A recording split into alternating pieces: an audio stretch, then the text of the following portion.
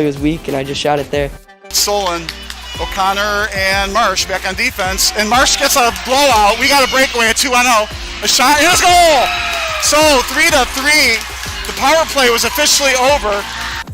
Whatever your sports broadcast needs, check us out at sportsbroadcastsolutions.com. Check us out and become part of the digital world.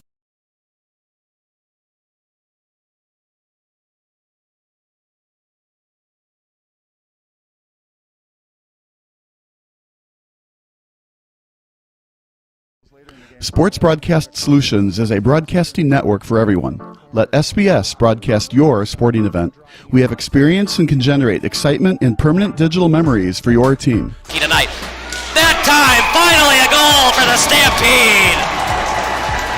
We have professional videographers using high-definition modern-day cameras, color analysts, and play-by-play announcers with state-of-the-art, classy graphical scoreboards to keep you updated. Plus, we have commercials to advertise your team, club, or sponsor, and us. Plus, we do pregame and postgame interviews. Hi, everybody, and welcome to the postgame show brought to you by Marion Central Catholic. My name's Kyle Smith, but my name doesn't matter. These young ladies matter. It's senior night as the Hurricanes win a battle down the stretch, 48-46. Hi, I'm Carrie Kramer.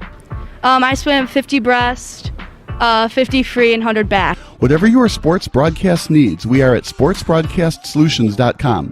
Check us out and become part of the digital sporting world.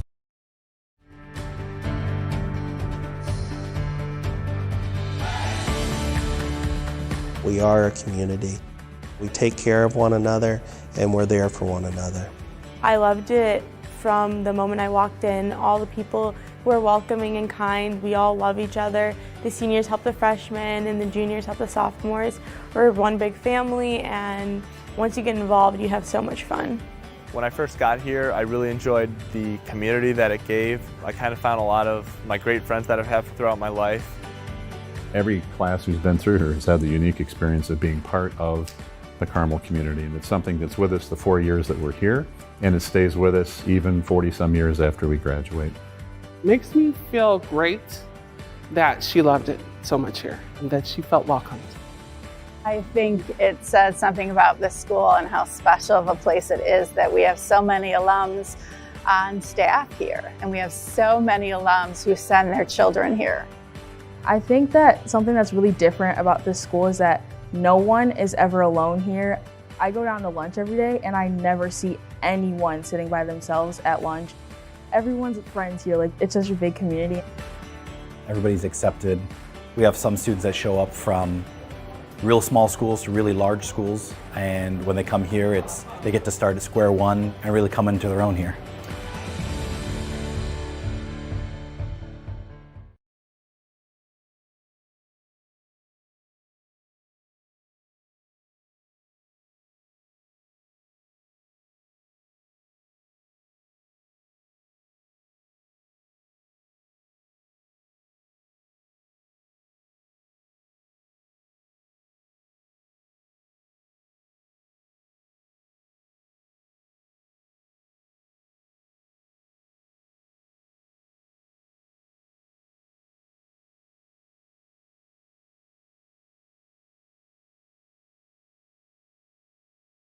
It's October 26th, 1991, Game 6 of the 91 World Series at the Metronome in Minneapolis, Minnesota. It's an unlikely matchup between the Atlanta Braves and the Minnesota Twins. The Twins won the World Series just 4 years ago, but like the Braves, they weren't supposed to be here. Kirby Puckett is at the plate, and you might know what happens next on this 2-1 pitch. And for that, I'll give you a virtual high five due to your ability to use the internet. But for those of you who don't want to cheat via Wikipedia or baseballreference.com, let's get in that DeLorean and crank it to 88 miles per hour. It's time to travel back in time, or as SB Nation would say, let's rewind.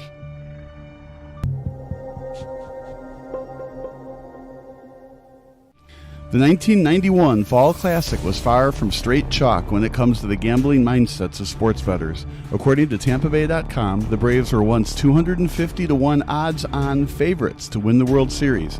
If you bet $100 on the Twins in spring training, that was a great bet, as they were 100-1 odds to win it all. In fact, both teams finished in last place in their respective divisions the year prior. The Braves were actually in the National League West back then, and although they'd be dominant in the later part of the decade, the beginning of the 1990s wasn't friendly to Bobby Cox's team.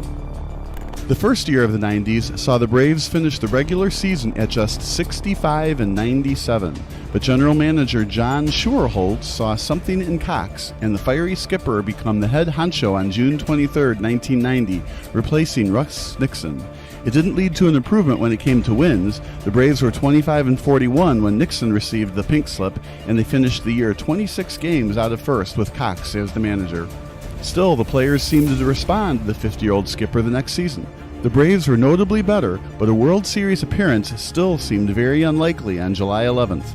A .500 record at just 40-40, the Braves were on the cusp of being sellers at the trade deadline. But then something happened. The Braves just refused to lose. An incredible 54-28 finish to the season saw the Braves 4 wins away from a National League pennant. They clinched the division on a second-to-last of the season, with the Braves remaining in first place from September 20th until the clincher on October 5th. The stunned Los Angeles Dodgers couldn't believe it. How could a Braves team who were at .500 practically halfway through the season keep them from an NL pennant? As for the Braves themselves, next came the Pittsburgh Pirates, led by Silver Slugger Barry Bonds. If the regular season was crazy enough for Atlanta sports fans to start believing, the 1991 National League Championship Series was something we probably won't ever see again. 4 shutouts took place in the series, including 3 1-0 shutouts. The Pirates were the heavy favorites to advance to the World Series. A 98-win team, the Pirates won the division by an easy 14 games. John Smiley won 20 games for the Buccos, the last time a Pirates pitcher won 20 games during the 20th century. Doug Drabick was the reigning NL Cy Young Award winner, and with Bombs and Bobby Benet still in the primes of their careers, there's no way that Bobby Cox's Cinderella story could still wear their gold slipper going into the championship round, right? Wrong. Tom Glavine, the 1991 NL Cy Young winner, was on this Braves team, but he actually underperformed in the series. Game 1 went to the better-seeded Pirates, a well-deserved 5-1 win to the higher seed as the Pirates scored the game's first 5 runs. Glavine was the loser in this one by walking 3 batters and giving up 4 unearned runs. Atlanta's David Justice hit a leadoff homer in the top of the 9th inning, but it was just too late as the Pirates took a 1-0 series lead. The Braves found a way to split the first 2 games at Three Rivers Stadium, with Steve Avery leading the way to a 1-0 shutout. Game 3 was all Braves. A 10-3 win as John Smoltz was the much better pitcher in the Braves' first home playoff game in nearly a decade. But games 4 and 5 were won by the Pirates, including a seemingly back-breaking 1-0 shutout victory in Atlanta. Zane Smith led the way for Pittsburgh in Game 5, and with their backs against the wall, Atlanta had to somehow win both games on the road to make their first World Series since arriving in the capital of Georgia. The Braves just wouldn't let their dream season die. Not only that, but they held the Pirates scoreless for the last 22 innings of the series. From the top of the 6th in Game 5 until the final out in Game 7, the Pittsburgh Pirates couldn't muster a single run. A 1-0 crushing defeat in Game 6 saw the Pirates 1 win away from elimination, and after the Braves scored 3 runs in the top of the first inning during Game 7, the Buccos offense went ice cold down the stretch. Steve Avery stole the show. He didn't give up a single run in his 2 starts. 16 2/3 innings pitched for the young stud on the mound, and he, of course, won NLCS MVP. But the Braves weren't the only weird newcomer to the postseason party. Just 4 years earlier, the Minnesota Twins were World Series champions. Gone were the days of Harmon Killebrew and Rod Carew, but these new Twinkies were still fan favorites. Kirby Puckett, a former junior college player, led the charge in center field. But interestingly enough, not a single player on the Twins had 100 runs batted in during the 91 regular season. The Twins weren't a team known for power. Puckett only drilled 15 homers in 1991, a huge contrast to the 1987 squad when he hit 28 homers. The 1991 Twins were scrappy, annoying, and hard to beat. Designated hitter Chili Davis was the only Twin with over 25 home runs, and the lone 20-game winner on the pitching staff wasn't future Hall of Famer Jack Morris. That distinction went to Scott Erickson. Still, the Twins cruised to an AL West Division title by commanding 8 games. And after dismantling, the Twins had the upper hand for the 1991 World Series crown. After all, the Braves barely squeezed into the World Series, while the Twins looked like the far more superior team. But the World Series started anyway, with Cox proving to the rest of the world that he would become one of the game's all-time great managers. Down in an early 0-2 hole, the Braves looked like a completely different ball club when they flew back to Atlanta. 3 straight victories at the old Fulton County Stadium, including a 14-5 convincing victory over the seemingly unbeatable Twins, put the Twins in major trouble. Just like that, Tom Kelly's squad looked all but done. The problem was, they weren't. Plus, they still got to go back home for Games 6 and 7, assuming they could force a Game 7. The 1991 World Series became one of the all-time greats, and Game 6 was no exception to the rule. The Twins struck first with 2 ball players crossing home plate in the bottom of the first inning. The Braves seemed to have the momentum back after Terry Pendleton hit a 2-run bomb in the top of the 5th. Determined to play Game 7 at the old Hubert H. Humphrey Metrodome, the Twins got the lead back in the bottom of the frame. And after battling to a leadoff walk, Don Gladden stole second base. A couple of flyouts later, including the sacrifice fly by Puckett, gave the Twins the lead back. But don't count these Braves out. Up by a run in the top of the 7th, Kelly allowed starting pitcher Scott Erickson to run back out there. But after a leadoff single to Mark Lemke, Kelly had no choice but turned to Mark Guthrie. Guthrie started off okay with a strikeout to Jeff Blauser, but then location and accuracy came to bite him in the butt. A walk to Lonnie Smith, including a can't-have-it wild pitch, put Kelly in a tough spot. Guthrie was able to jam Terry Pendleton, but with Chuck Knobloch playing a double-play depth, Pendleton's little nubber got enough of the AstroTurf to give him ample time to claim the infield single. Just like that, we have bases loaded, and Kelly was forced to go to the bullpen yet again. In came Carl Willis. It was also decision time for Kelly. Should he bring the infield in, bring in the corners and play double play depth, or play double play depth around the infield? The Twins decided to play back with the middle infield, and it cost them. Ron Gant's ground ball in between the third base and shortstop hole allowed him to beat out the fielder's choice, and the Braves were once again in business. Gant with a good jump out of the box just beats the play. A 3-3 tie with runners on the corners. Willis was in a huge pickle, but he threw a devastating 2-2 off-speed pitch to Davis Justice to get him to swing and miss. The lead was gone, but the tie still remained. The Twins had a golden opportunity to retake the lead in the bottom of the 8th. Puckett stole second base with 2 outs, but Shane Mack couldn't drive him in. Nobody got close to tying it in the 9th, so Braves fans had to wait until extra innings to see if their team would be sipping the champagne in the locker room. Remember, this was a big deal for Braves fans. Atlanta hadn't won a World Series since relocating from Milwaukee, and the city of Atlanta had never seen a professional sports team win a championship up to this point. Atlanta nearly obtained their first lead of Game 6 in the top of the 10th. A leadoff single by Pendleton looked to be great for the Braves, but a stolen base attempt, or perhaps a hit and run, led to a slow-moving line drive and an easy double play for the Twins. So much for that potential rally.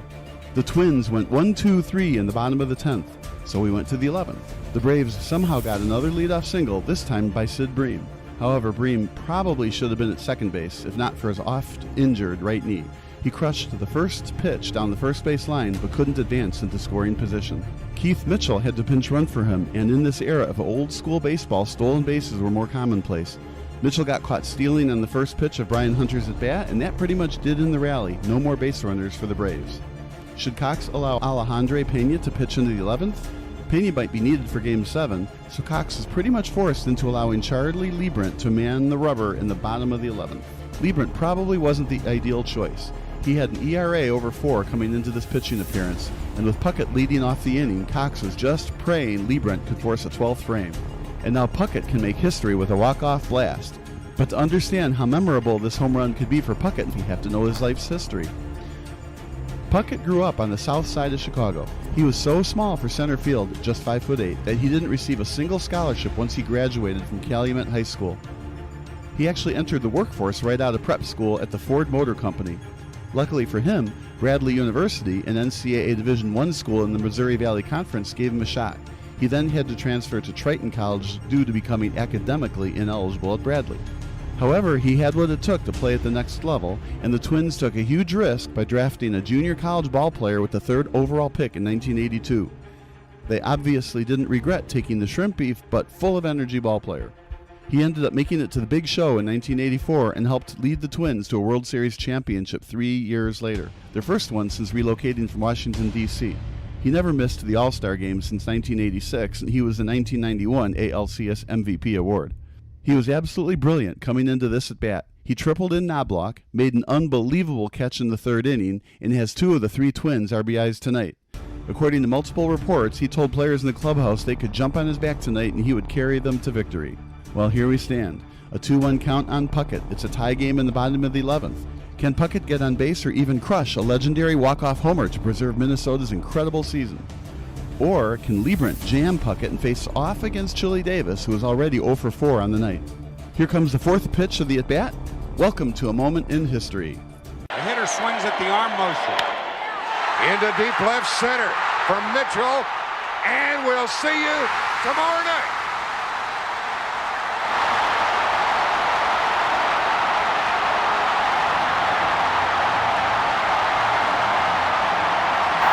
The Twins went on to win a memorable Game 7 by a final score of 1-0. Jack Morris pitched an unbelievable 10-inning shutout. Missing your child's sporting event just plain stinks. But you don't have to worry about that anymore, thanks to Sports Broadcast Solutions. SBS is a live broadcasting network, as well as covering your on-demand needs, recruiting videos, highlight reels, and much, much more. We can broadcast live to any website, and we also post as much on-demand content as you need. For more information about SBS, check out our website at sportsbroadcastsolutions.com. Sports Broadcast Solutions, a broadcasting network for everyone.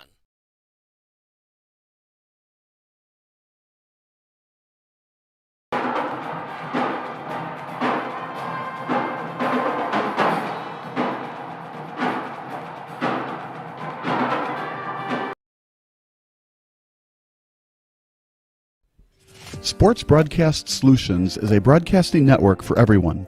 Instead of spending hundreds or thousands with all these college recruiting sites, let us put together your college highlight reel. For just a fraction of your potential college scholarship and significantly less than these recruiting services, we got this.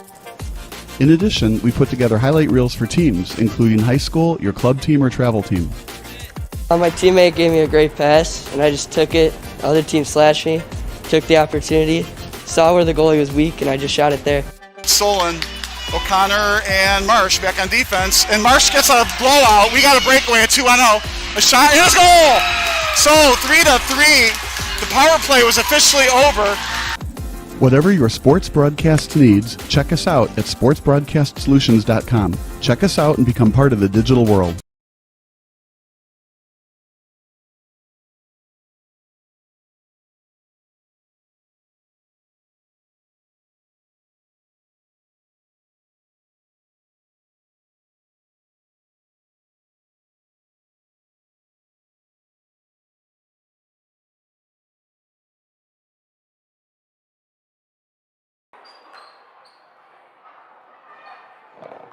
Good evening and welcome to Benet Academy. Today, East River Catholic Conference contest between the visitors of the Carmel Catholic and our Benet Academy Lady Red Wing. Tonight's game is being played according to the rules and regulations of the Illinois High School Association and Benet Academy. We ask that all attending bring themselves in a manner of sportsmanship, both on the court and in the stands. We ask to respect the coaches, the athletes, the spectators seated around you, and the calls made by our officials. In other words, take responsibility for our own actions and help make this a pleasant evening for everyone. Remember, support a winning attitude at all times. This time we ask you please rise, face the flag, and join in the playing of our national anthem, played tonight by our Benet Academy Batman.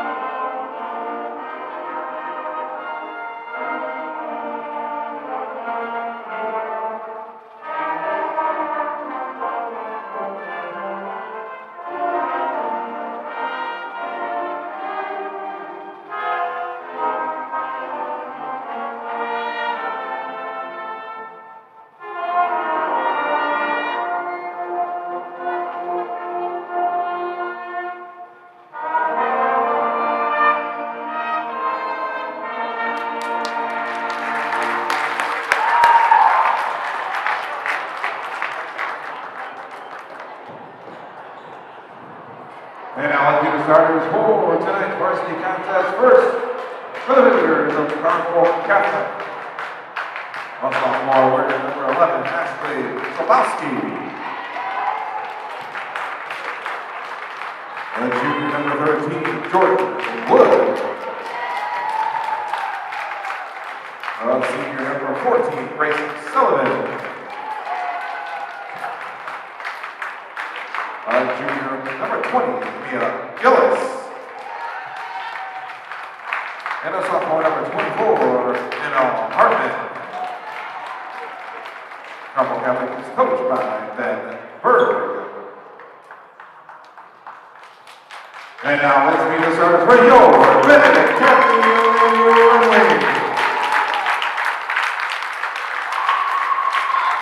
Sophomore number 33, IHSA Varsity.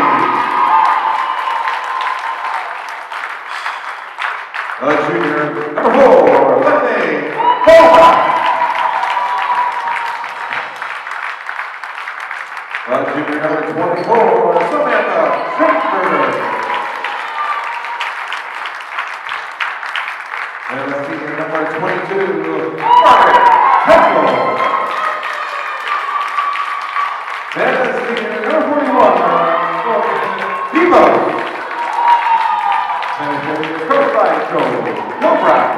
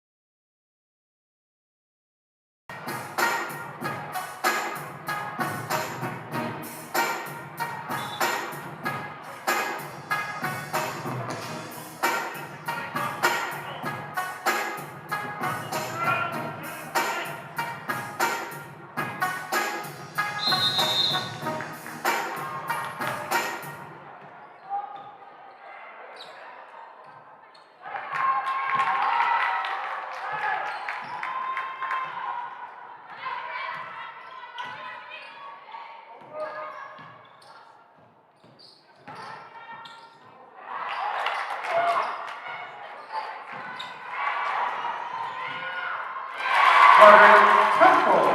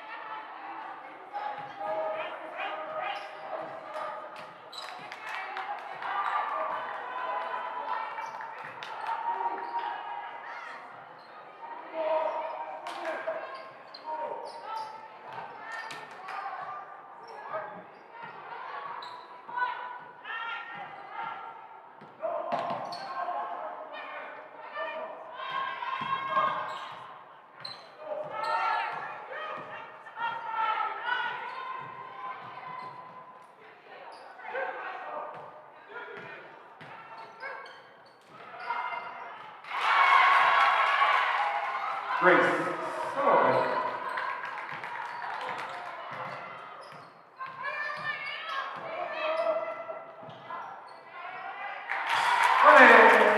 Homa.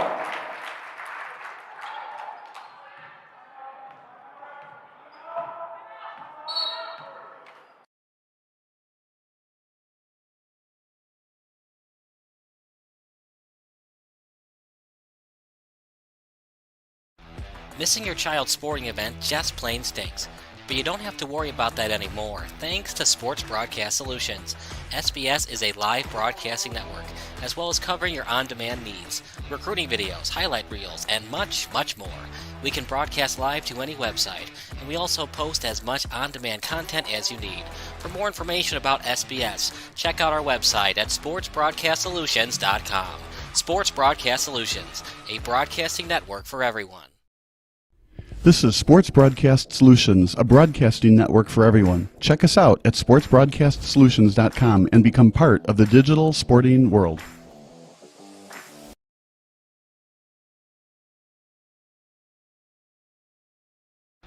Missing your child's sporting event just plain stinks. But you don't have to worry about that anymore, thanks to Sports Broadcast Solutions.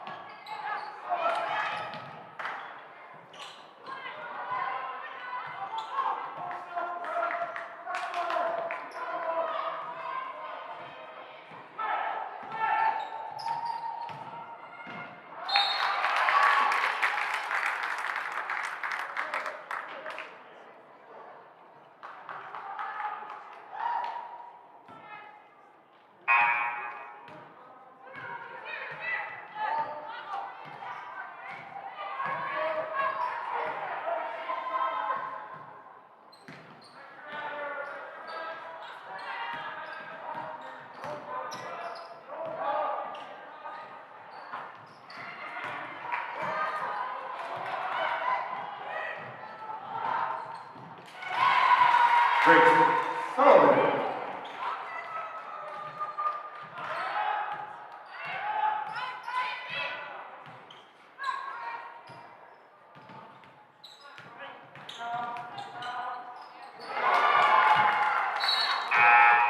Carrying the total of number 22, Abby Sullivan. Number 15, Kyla Smith. Finish minute of number 20, Obeah Cokias. Number 35, Billy Vasilowski.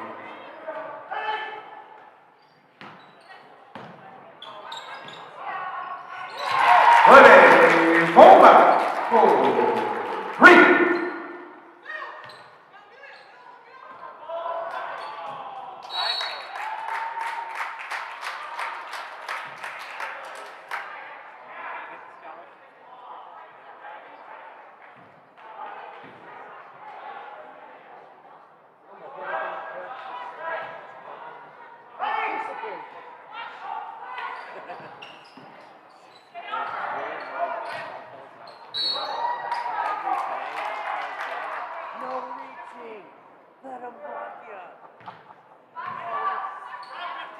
Carmel foul number 15, Kyla Smith, her first, team first. Parents are always right, the refs are always wrong. Parents should be coaching. Yep. Everybody else is wrong. Couple foul number 14, Grace Sullivan. Her first, shoot second. Set the line, Benet Academy shooting 2 shots for Evo.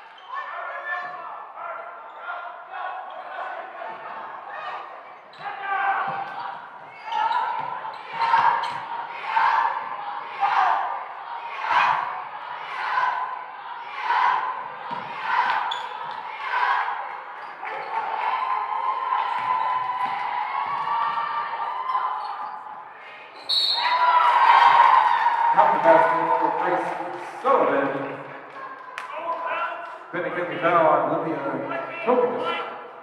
Her first, team second. Shooting 1 shot, Grace Sullivan.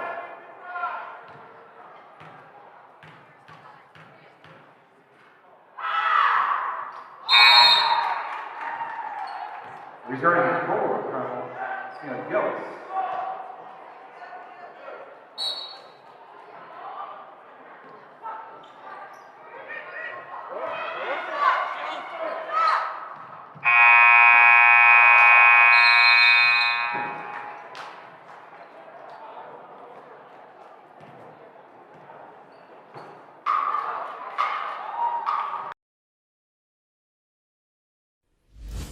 Sports Broadcast Solutions is a broadcasting network for everyone.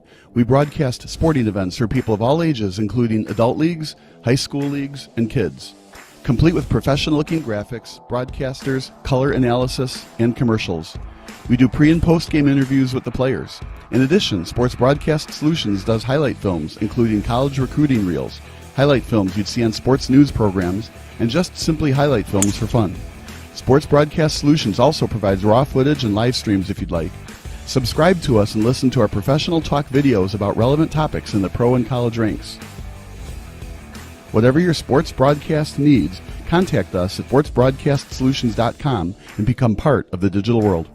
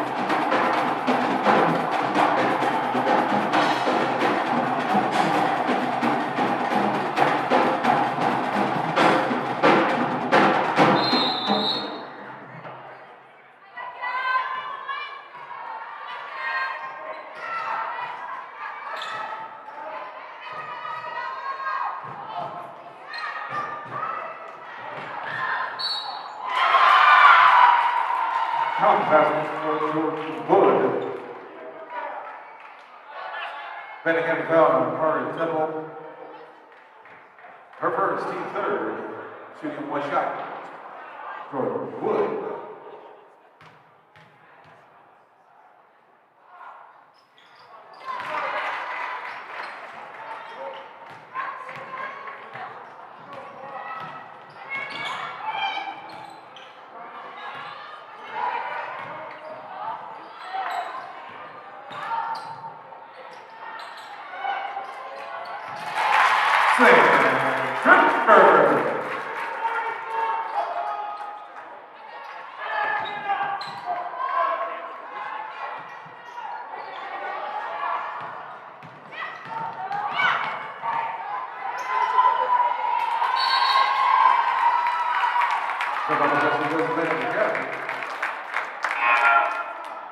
Returning for Carmel, Grace Sullivan.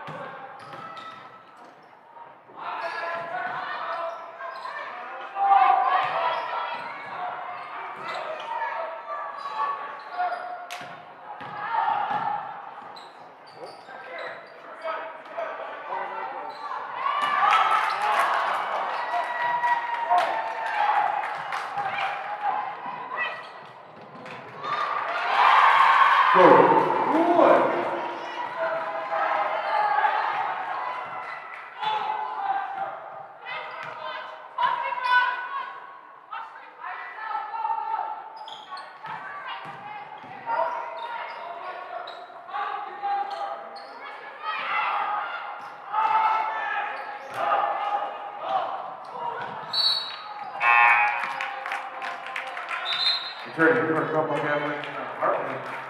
Returning Benet Catholic Party, Delos. And Maggie Solarski.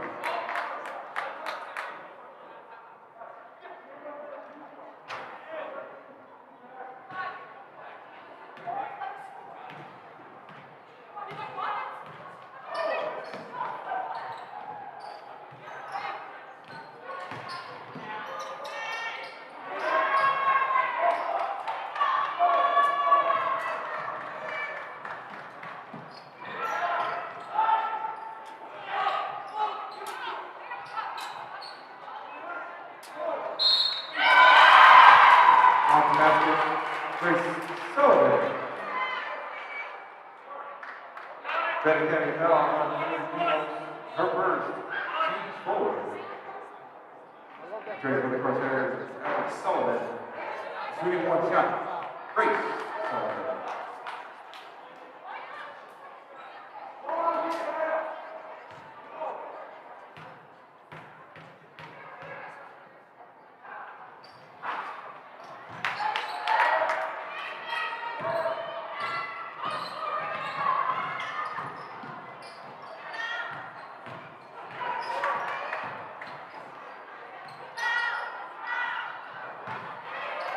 Commander,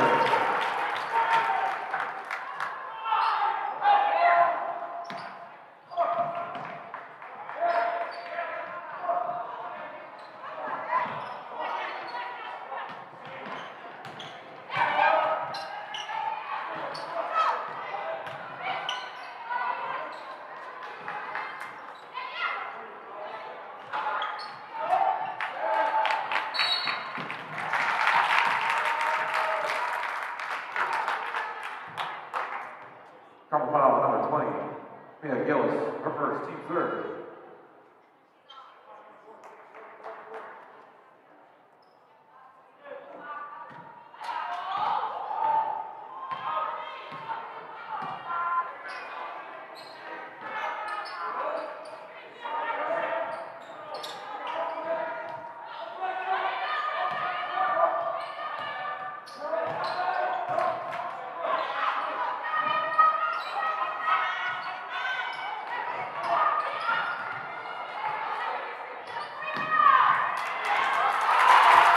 IHSA Varsity.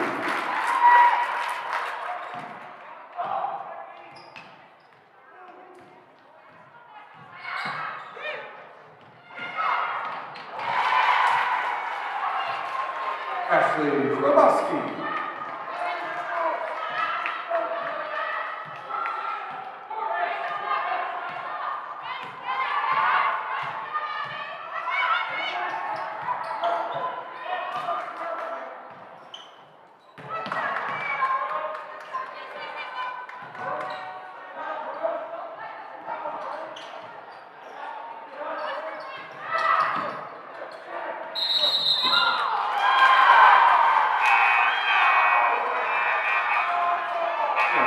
Officials timeout.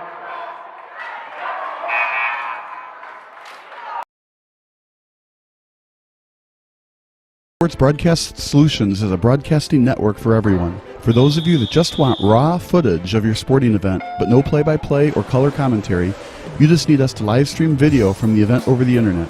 We will live stream your event on YouTube on our Sports Broadcast Solutions channel. In addition, we also have a dedicated channel on YouTube for live streaming at SBS Livestream.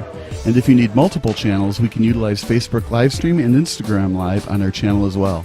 Options include commercials from your sponsors, professional scoreboard graphics are still available, and of course, yes, pre- and post-game interviews are available as an option if you want. We've been working really hard this whole summer and stuff. Whatever your sports broadcast needs, we are at sportsbroadcastsolutions.com. Check us out and become part of the digital sporting world.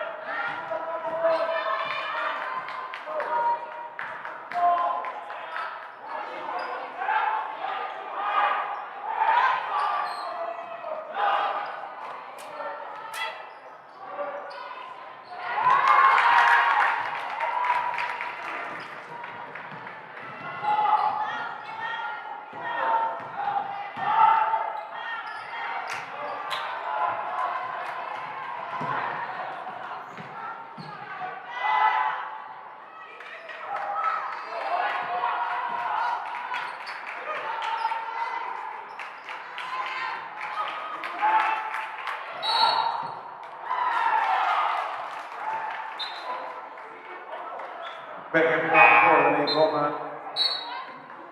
Reverse team fifth. Turning forward, IHSA Varsity.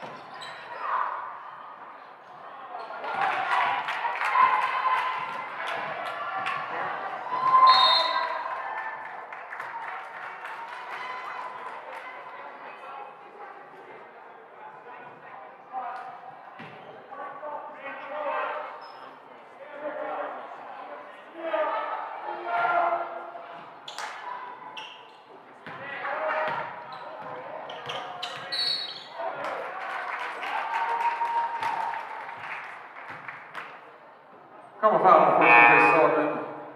Her second, team fourth. Turning forward, Corsairs Abby Sullivan.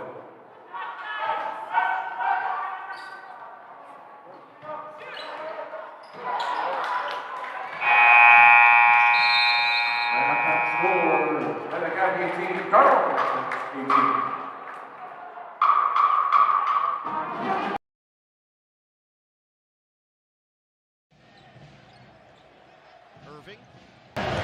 One-on-one with Washington.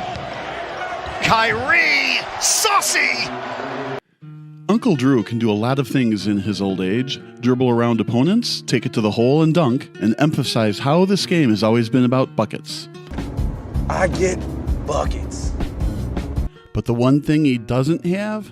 The vaccine. Uncle Drew, a.k.a. Kyrie Irving, still hasn't been vaccinated for the COVID-19 virus. Because of this, Kyrie can't participate in any regular season games in the state of New York. Can you imagine what Nets general manager Sean Marks is thinking right now? He has one of the best, if not the best, point guards in the NBA at creating his own shot. Now, this is a free country, and Irving has every right to not get the vaccine. But on the surface, it seems like a very selfish move, especially for a Nets team who could be unstoppable whenever Irving, James Harden, and Kevin Durant are the trifecta on the court. So now Marks has to consider the best alternative for the Nets. Should they keep Irving and deal with the constant media circus that comes with having Kyrie on the roster? Or should Brooklyn trade Kyrie, even if that means trading him for 75 cents on the dollar? And with Omicron rearing its ugly head at NBA players and creating COVID-19 health protocols, the virus is clearly very contagious. Just look at the Nets, for example. As recently as Christmas Day, the Nets had 10 players in COVID-19 health protocols, which includes Irving, Durant, and LaMarcus Aldridge. Aldridge sometimes starts in the front court for the Nets. So Brooklyn was essentially missing 3 starters on December 25th due to Omicron. Omicron is clearly very contagious, and with Irving not having a single Pfizer or Moderna shot, there's a good chance that Irving could spread the virus back to his teammates. And since Irving can't even play in some of these games, even if he's not in the coronavirus contact tracing protocol, he's basically more of a liability than an asset. The issue is no team wants to deal with this constant Irving COVID circus, including the Nets. Irving is a borderline Hall of Famer once he retires, but his crazy big contract, as well as his off-the-court problems, can force teams to avoid trading for this potential locker room cancer. Even before COVID, Irving was a terrible leader once he got traded to the Boston Celtics.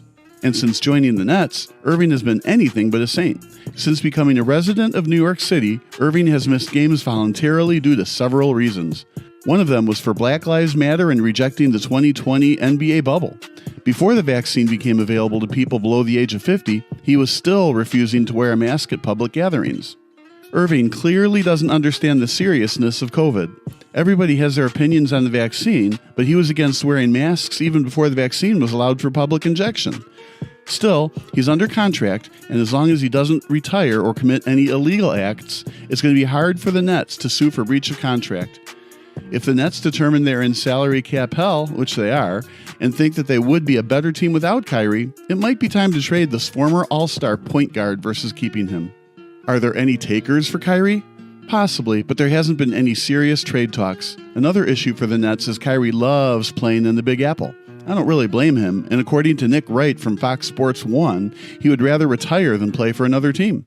No team would trade for Kyrie if he immediately retires. However, mindsets can change, and with the Bulls and Bucks playing some very good basketball as of late, there are no guarantees the Nets even make it to the NBA Finals. Durant and Harden aren't getting any younger, so Irving has to be a little open-minded to the idea of a trade. He would also get to be the number 2 scoring option again, a role he thrived at during his glory years with the Cleveland Cavaliers. The most recent trade rumor was the Dallas Mavericks, but according to Mark Stein, Mavericks owner Mark Cuban adamantly denies pursuing the Nets starting point guard. And for good reason. Luka Doncic loves playing point guard, and Kyrie is probably too small to play shooting guard. The Mavs would have to have 2 ball-dominant guards in their backcourt. And as we saw in Houston with James Harden and Russell Westbrook, that strategy is usually doomed to fail. Even when Chris Paul was in Houston, that marriage with the beard became a divorce in less than 5 seasons. What's really interesting is, as recently as a couple of months ago, Philadelphia was rumored to be a good fit to trade for Irving. However, the Nets don't want to trade him within the division because the whole point is to get to the NBA Finals. The 76ers are, of course, in the Eastern Conference and could be a major roadblock to their path to a championship. Also, teams don't go like trading away marquee players in the same conference, much less the same division. Ergo, the Nets don't want to play against Irving in an Eastern Conference playoffs. However, the anonymous NBA executive said Philadelphia would make sense if the Nets see any value in Ben Simmons. My take would be to avoid Simmons with a 10-foot pole, especially if the trade involves Irving. Kyrie Irving has his off-the-court issues and major personality question marks, but he's still a player who can average 50, 40, 90 shooting percentage numbers. A 50, 40, 90 season means you shoot at least 50% from two-point land, 40% from behind the arc, and 90% from the free throw line. Simmons is so bad offensively that he shies away from open dunks. I hate to use the word the yips, but something clearly wasn't right for him during last year's playoffs. He hasn't played a single game this season due to his unwavering stance on not wanting to play another possession with the 76ers. As such, his trade value is at an all-time low. Also, the Nets have Patty Mills as their current starting guard, and Mills is a former NBA champion with the San Antonio Spurs. Legendary Spurs head coach Greg Popovich is a big fan of his former point guard, so there's no doubt he can run the Nets offense whenever Kyrie can't play due to COVID protocol or injury. Simmons just isn't a necessary key to success for the Nets. In fact, whenever Aldridge plays or starts with the Nets, they have 3 players on the court with a player efficiency rating of 20 or better. Aldridge has a better PER this season than Harden. That's important because it shows the Nets they don't necessarily need Irving, Simmons, or any other flashy point guard when Harden, Durant, and Aldridge are all healthy. They just need a competent guy who can run the one position with grace and professionalism. Patty Mills fills that role just fine. However, the Nets might need some extra firepower in the playoffs, and it would be nice to see if their former investment in Kyrie can lead to an NBA championship. Is there really a point in trading the former number 1 overall draft pick if you get nothing of value back for him? A Simmons for Irving trade would basically just be about starting over and getting a player who can pass better and comes with less baggage. Unfortunately, Simmons comes with his fair share of baggage, and he can't even shoot mid-range jumpers or free throws. Dallas would make a lot more sense for the Nets than Philadelphia. Kyrie Irving and Luka Doncic could coexist in the backcourt. Do the Nets even want Kristaps Porzingis since they already have Aldridge and Blake Griffin? It's hard to say. The good news for Brooklyn is he has a player option going into next season. This just means if things go sour in Brooklyn and he doesn't like head coach Steve Nash or his role in the offense, he could reject $36 million and sign elsewhere for the 2022-2023 season. Would he really deny $36 million when his goal was to play with Durant? Things can certainly change for Irving's overall happiness if the Nets get eliminated in the Eastern Conference Finals. There just aren't a lot of legitimate contenders who need Irving's services, are willing to take on his contract, and can handle his lackluster defense. We've already mentioned Dallas before. The other two franchises who come to mind make sense, but it's hard to say if Irving would enjoy playing in a mid-major market. The Utah Jazz were so close last season to competing for a championship. One of the main reasons they fell short against the LA Clippers was a lack of explosiveness on the offensive end. Irving would solve that almost immediately, since he's great at creating his own shot and driving to the rim. Once again, though, would he be happy playing in Utah? The Jazz also had some defensive struggles during last season's playoffs, something that Irving wouldn't fix. If the Jazz want to go all in and compete with Phoenix Suns and Golden State Warriors in the Western Conference, Irving would give them a much better chance in doing so than with Mike Conley manning the point. Conley is a solid leader and point guard, but when push came to shove, the Jazz could not consistently compete against Paul George, Kawhi Leonard, and the Clippers. The Jazz would make the most sense for a trade. If Irving would only be happy in a major market, the Clippers come to mind, as Irving would definitely be a better option at point guard than Reggie Jackson. However, the Clips don't have as many trade pieces as the Jazz do. The Nuggets are a very interesting trade destination if Kyrie would love to play with the reigning MVP. According to Nuggets head coach Michael Malone, Jamal Murray won't be back by February. However, the Nets don't really care too much about the regular season. As long as Murray can be healthy and available for the playoffs, they could get a younger player who can be just as explosive as Kyrie with less off-the-court baggage, assuming Murray can rehab from an ACL injury in flying colors. The Nuggets might be willing to consider moving on from Jamal Murray if Kyrie passes a physical and his knees are determined to be in great shape. The Nuggets don't want to waste Nikola Jokic's prime, and the Denver Post acknowledges that Denver wants an upgrade at the wing anyway.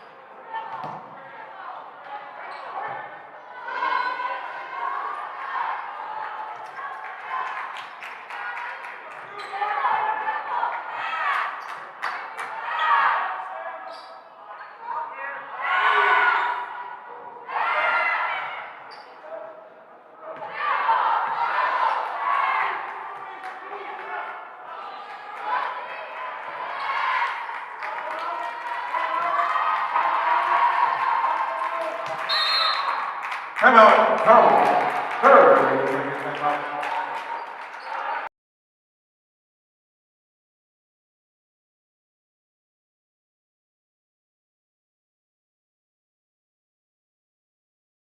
Sporting event just plain stinks. But you don't have to worry about that anymore, thanks to Sports Broadcast Solutions. SBS is a live broadcasting network, as well as covering your on-demand needs, recruiting videos, highlight reels, and much, much more. We can broadcast live to any website, and we also post as much on-demand content as you need. For more information about SBS, check out our website at sportsbroadcastsolutions.com. Sports Broadcast Solutions, a broadcasting network for everyone.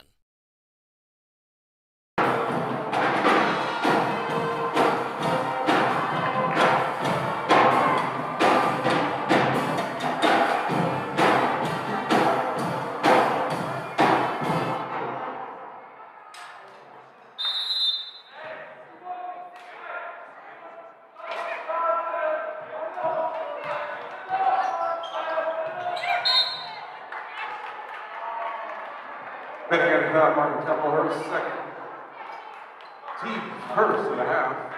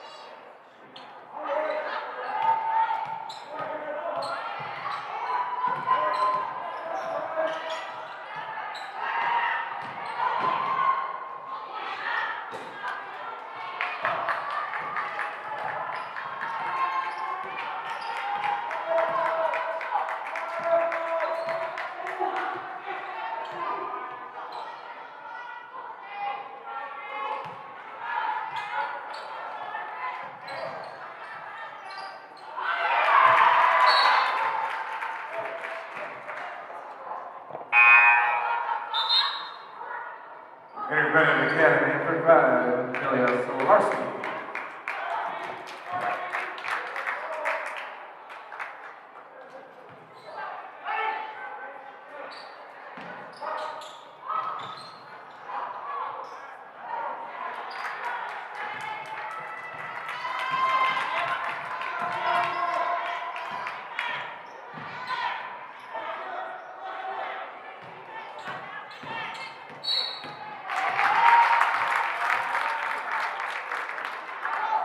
Carmel foul number 13, Charlotte Wood, her first, team's first.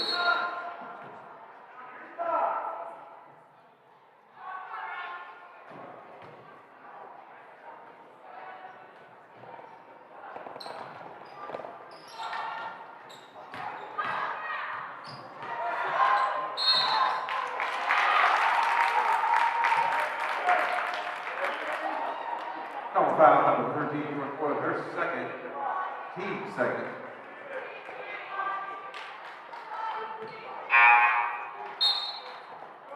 And in front of there's number 22, Abby Sullivan.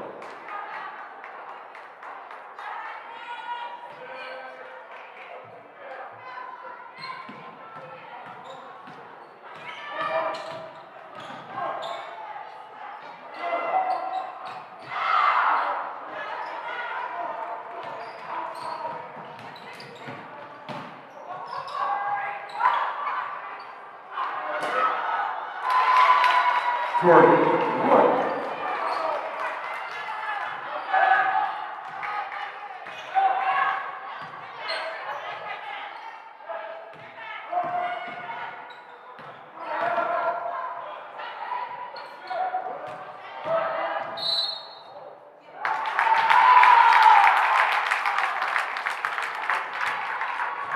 Carmel foul number 11, Ashley Slabowski, her first. Team third, shooting 2 shots Benet Academy, Margaret Temple.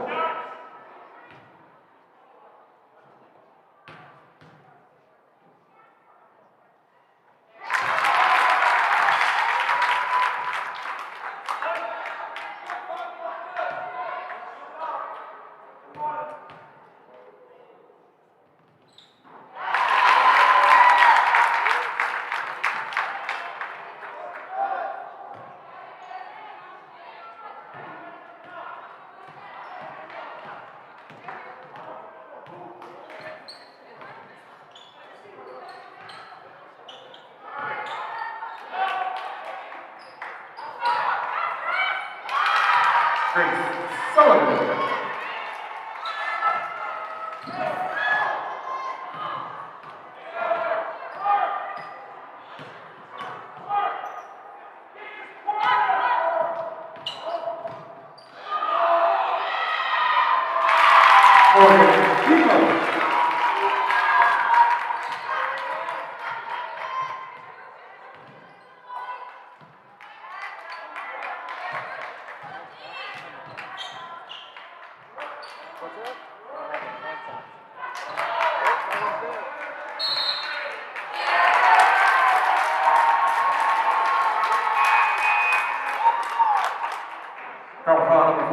Grace Sullivan, her third.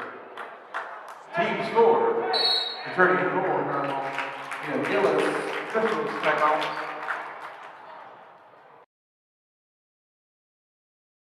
This is Sports Broadcast Solutions, a broadcasting network for everyone. Check us out at sportsbroadcastsolutions.com and become part of the digital sporting world. Hey, this is Sarah Greenfalk, owner of PsychEdge. How would you like to learn how to manage your emotions and reactions in order to enhance your performance and be successful in life? I coach and counsel student athletes, performers, and professionals, giving them the mental skills and mindsets to build confidence and resilience. My background in physical therapy, massage therapy, personal training, and 15 years of counseling give my clients an advantage. So if you are wanting to be recruited, perform better, or struggling with life balance, anxiety, or depression symptoms, I will stand by you until we reach your goals. Contact me today, sarah@aimtogrow.com, and be sure to visit my website, psychedge.club, for your monthly blog on mental health, sport, and performance psychology tips. This is Sports Broadcast Solutions.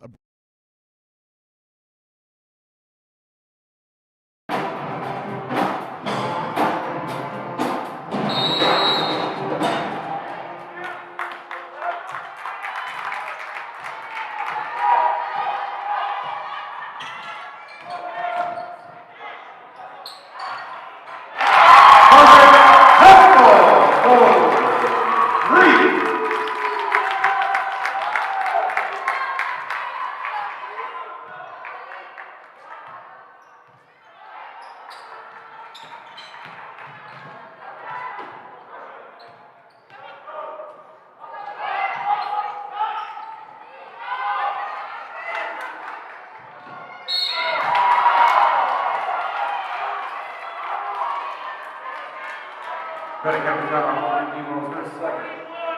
Team second. Shooting 2 shots for Carmel Catholic, Eddie Sullivan.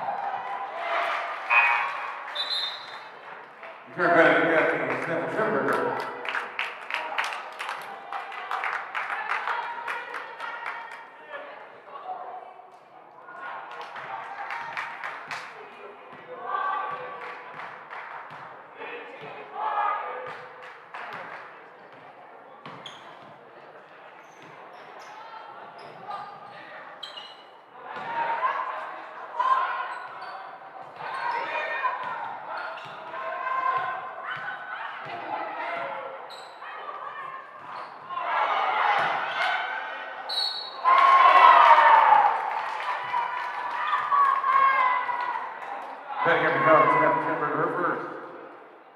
Team third. Shooting 2 shots for Carmel. Gillis.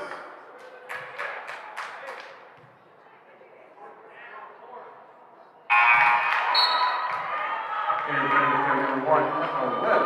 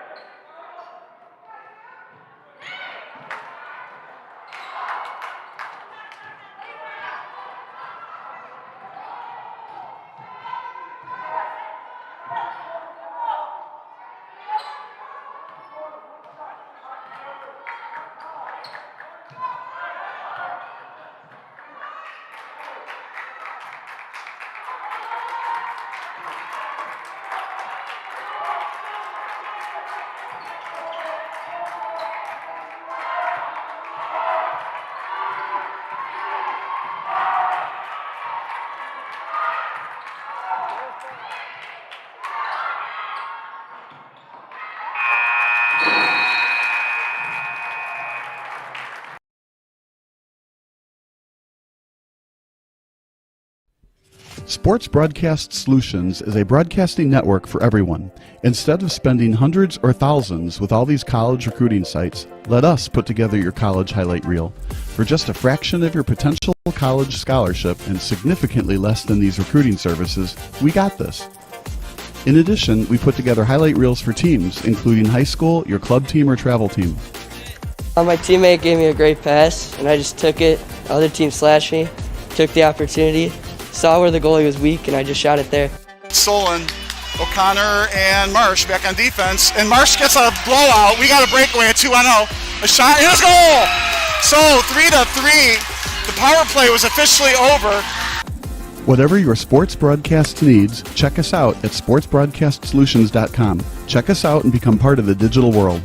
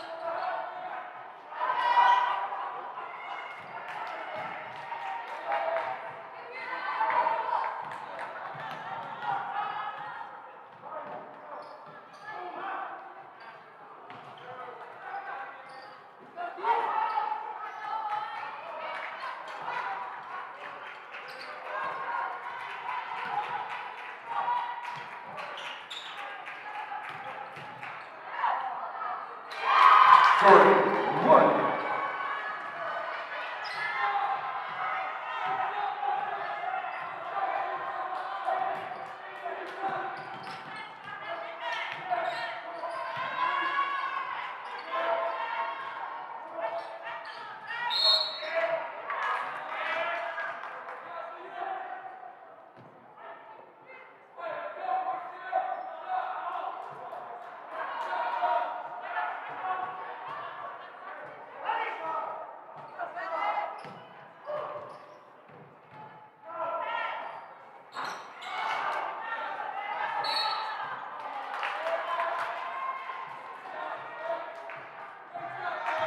Then heading across 24 was Samantha Schrittberger, her second team forward.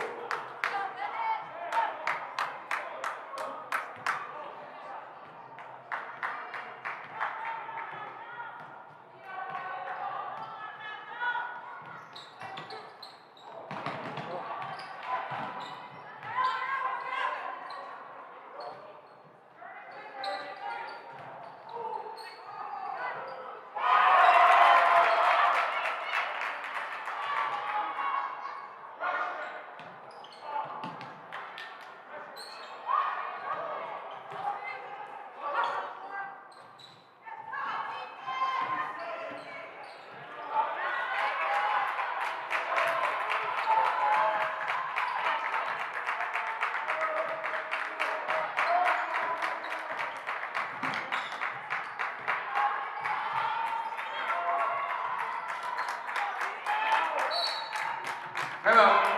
Carmel. Timeout.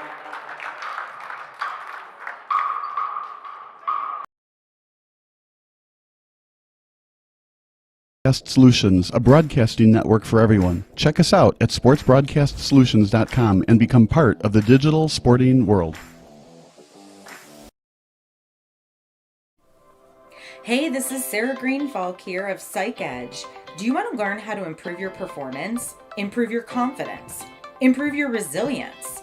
Coming this fall, Psych Edge is releasing 5 workshop classes that will give you the skills to accomplish your goals with increased confidence and resilience. This is your opportunity to learn all the main psychological pieces of mental training in one place, plus the process I've developed to build these skills. Go to my website, psychedge.club, and sign up for my monthly blog emails, which will include the updates on the class release.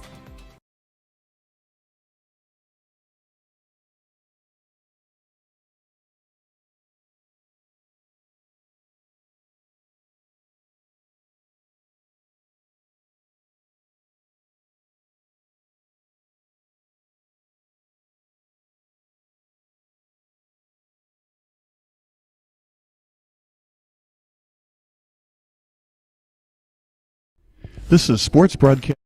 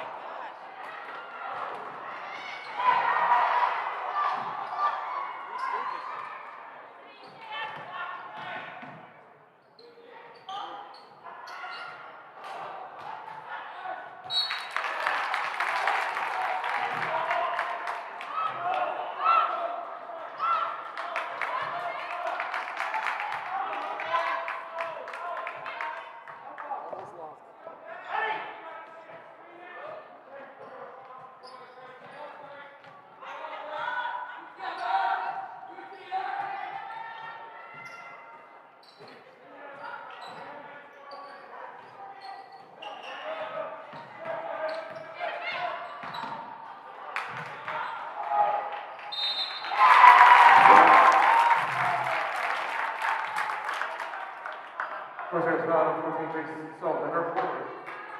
Team Smith, shooting 2-shot win in the Kennedy, Samantha Schrittberger.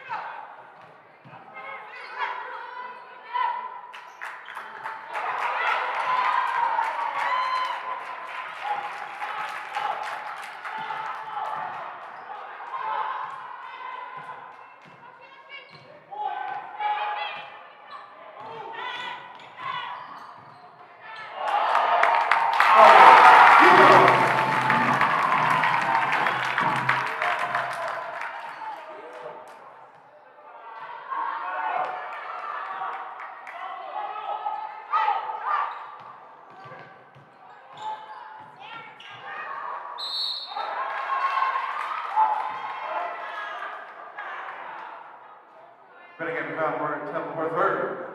Team's fifth. Shooting 2 shots for first save. Ashley Babowski.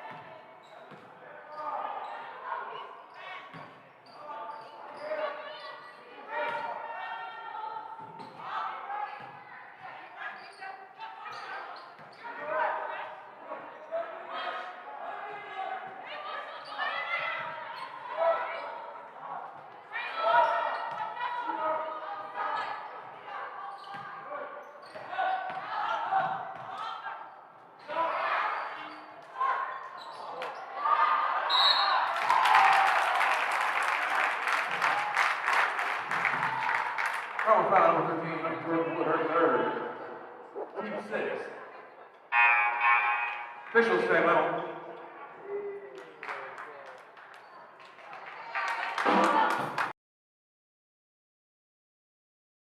Broadcast Solutions, a broadcasting network for everyone. Check us out at sportsbroadcastsolutions.com and become part of the digital sporting world.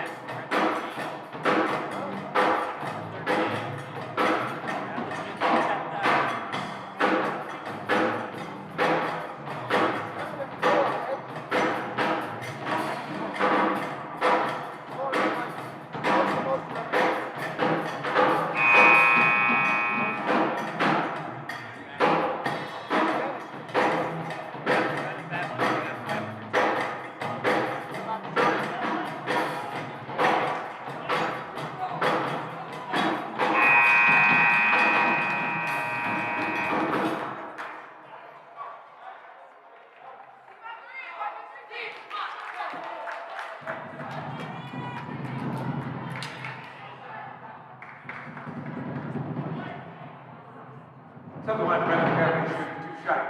Morgan Emos.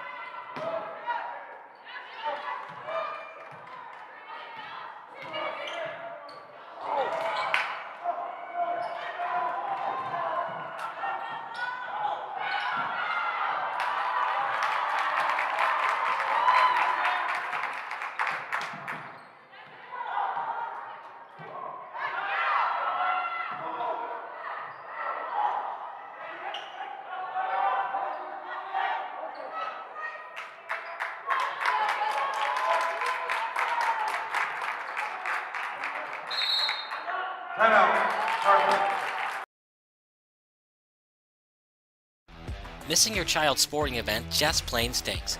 But you don't have to worry about that anymore, thanks to Sports Broadcast Solutions. SBS is a live broadcasting network, as well as covering your on-demand needs, recruiting videos, highlight reels, and much, much more. We can broadcast live to any website, and we also post as much on-demand content as you need. For more information about SBS, check out our website at sportsbroadcastsolutions.com. Sports Broadcast Solutions, a broadcasting network for everyone.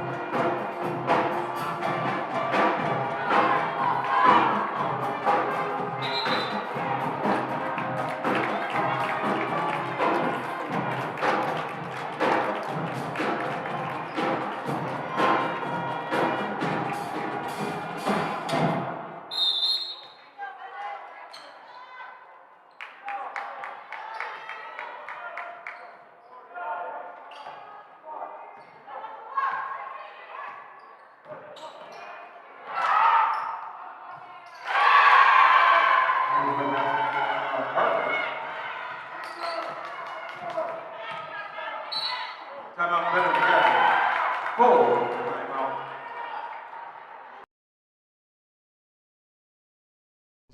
Sports Broadcast Solutions is a broadcasting network for everyone. Let SBS broadcast your sporting event. We have experience and can generate excitement and permanent digital memories for your team. Tonight. That time, finally a goal for the Stampede! We have professional videographers using high-definition modern-day cameras, color analysts, and play-by-play announcers with state-of-the-art, classy graphical scoreboards to keep you updated. Plus, we have commercials to advertise your team, club, or sponsor, and us. Plus, we do pregame and postgame interviews. Hi, everybody, and welcome to the postgame show brought to you by Marion Central Catholic. My name's Kyle Smith, but my name doesn't matter. These young ladies matter. It's senior night as the Hurricanes win a battle down the stretch, 48-46. Hi, I'm Carrie Kramer. I swim 50 breast, 50 free, and 100 back. Whatever your sports broadcast needs, we are at sportsbroadcastsolutions.com. Check us out and become part of the digital sporting world.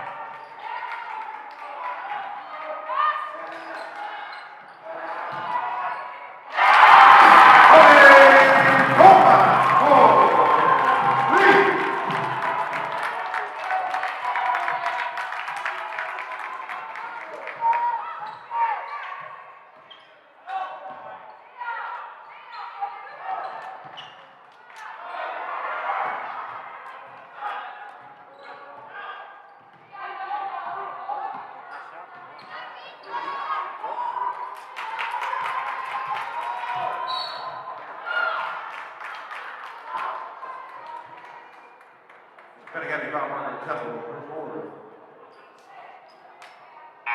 Team 6. Here's Benet Academy. Kicker is Emma Webb.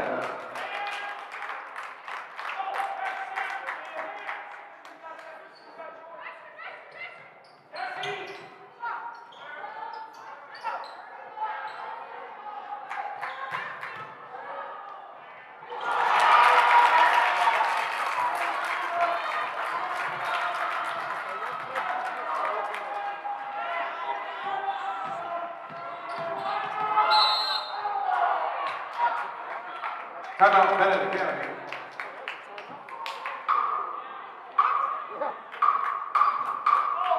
Full timeout.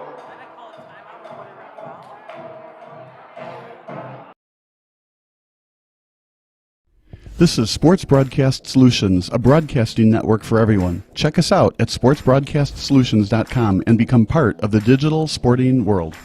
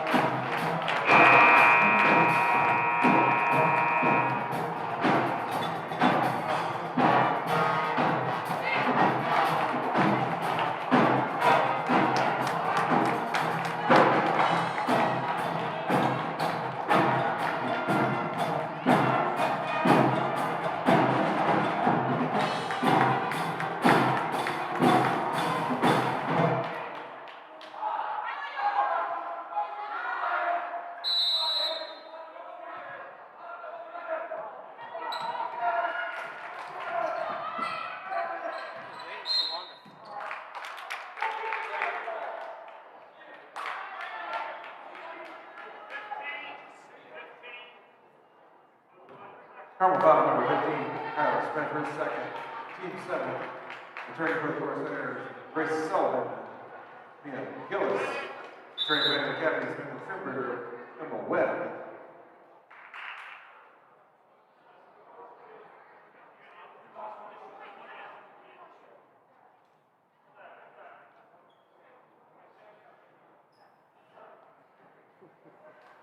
Something line Benet Academy shooting one of most, IHSA Varsity.